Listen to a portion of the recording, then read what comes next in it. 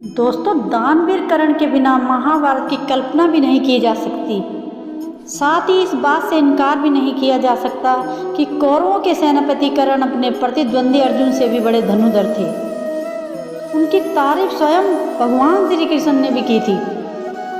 कर्ण जो कि न केवल एक शक्तिशाली योद्धा थे बल्कि बहुत बड़े दानवीर भी थे। भगवान श्री कृष्ण भी कर्ण को बहुत बड़ा दानी मानते थे। भगवान श्री कृष्ण कर्ण की परीक्षा लेने गए तो कर्ण के व्यवहार से खुश होकर उनसे वरदान भी दिया। लेकिन आखिर हनुमान जी ने उन्हें क्या दिया, तो आइए जानते हैं। दोस्तों, अनजाने में किए हुए कर्म और दूसरों की भलाई के कारणवश कर्ण को 3 श्राप मिले जो प्राण घातक हुए। और 3 श्राप मिले थे, उनमें से 2 श्राप ब्राह्मणों ने दिए थे। उन्हें ये दोनों श्राप उन्हें अनजाने में बाण चलाने से मिले थे। इसके अलावा उन्हें तीसरा श्राप भगवान परशुराम के द्वारा दिया गया था। तो आइए जानते हैं। जब युद्ध भूमि में कर्ण घायल होकर अपनी मृत्यु का इंतजार कर रहे थे, उस समय अर्जुन ने श्री कृष्ण से कहा कि आपका दानवीर कर्ण असहाय होकर मौत का इंतजार कर रहा है। इस पर श्री कृष्ण ने कहा, कर्ण को उसकी वीरता और दानवीरता को याद किया जाएगा।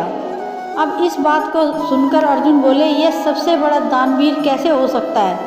इस बात को साबित करने के लिए भगवान श्री कृष्ण ने ब्राह्मण का वेश बनाकर कर्ण को प्रणाम किया।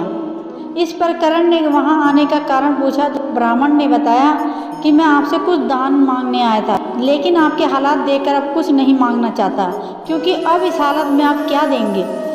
अब यह सुनकर पास पड़े पत्थर से कर्ण ने अपने सोने के दांतों को तोड़कर ब्राह्मण को दे दिया।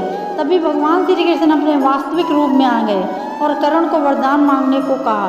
कर्ण ने 3 वरदान मांगे। पहले वरदान के रूप में अपने साथ हुए अन्याय को याद करते भगवान श्री कृष्ण से अगले जन्म में उनके वर्ग के लोगों का कल्याण करने को कहा। और दूसरे वरदान के रूप में भगवान कृष्ण के राज्य में जन्म लेने को मांगा।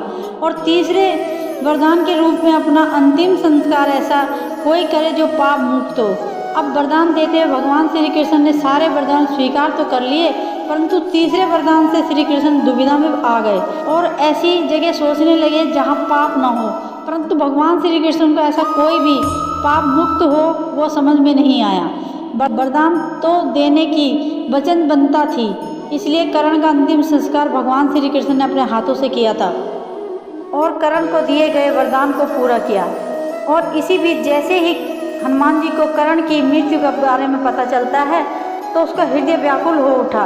वह तुरंत युद्ध भूमि में वहां पहुंचे और जहां कर्ण अपने मरण अवस्था में सांस ले रहा था, अब उनके पास जाकर वह फूट फूट कर विलाप करने लगे और कहने लगे, इस युद्ध में विजय होने से तुम्हें कुछ नहीं मिलता। श्री वासुदेव के होते हुए भी विजयी हो जाते तब भी तुम कंगाल हो जाते। इसलिए विजयी पांडवों का अधिकार था, तुम लेने के लिए प्रसिद्ध नहीं हो, तुम तो देने के लिए प्रसिद्ध हो। इसके बाद हनुमान जी ने कर्ण को वरदान देते हुए कहा, याद रखो कर्ण, लोग चाहे वह स्वर्ग लोग हो या पाताल लोग, जहाँ भी वीर महावीरों का सभा में नाम लिया जाएगा तो सभी खड़े होकर तुम्हारे नाम जय जयकार करेंगे।